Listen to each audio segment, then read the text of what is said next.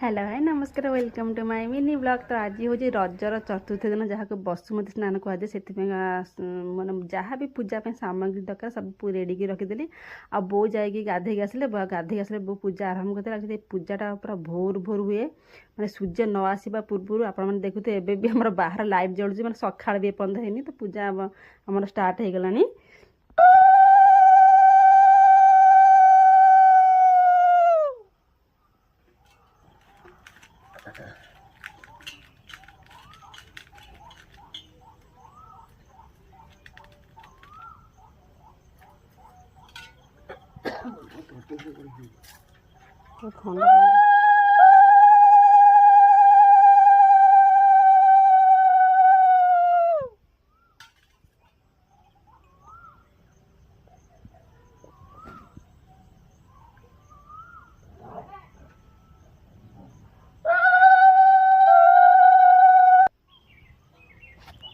तो फाइनाली एबे आम पूजा सरीगला आम भोग नहीं कि घर को चलली।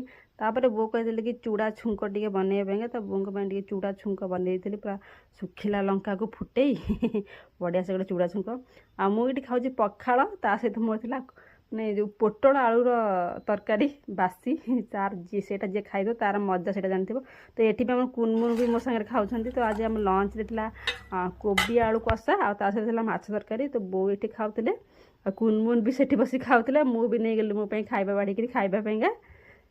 तो आम घर आज मिली माने मो झीर आज आम घर खाइबा ना कहीं सान बो घर चिकेन से मो झी जा सान बो घर खाऊँ आ सी जो खाइब से घर नुह से पूरा गुहाड़ हो देखी पड़ते क्यों मान जो कौ अवस्था सी कर। तो संध्यारे सानिया आ मो झी केक काटुंट माने एत कमिना पिला माने बिस्केट आ केक नहीं चकड़ी निजे निजे गोटे केक बनईकरी कटाकटी कर पिला। तो भी संध्यार आज बो बन गोटे चटापट माने पोड़ पिठा 10 मिनिट रे से पुणी पोड़ पिठा बनता बहुत ही टेस्टी होता। बो तो काटू काटू मुझे खंडे नहीं टेस्ट करी केमती लगुच आ बहुत बढ़िया होता। बो से मोबाइल देखिकी बनई।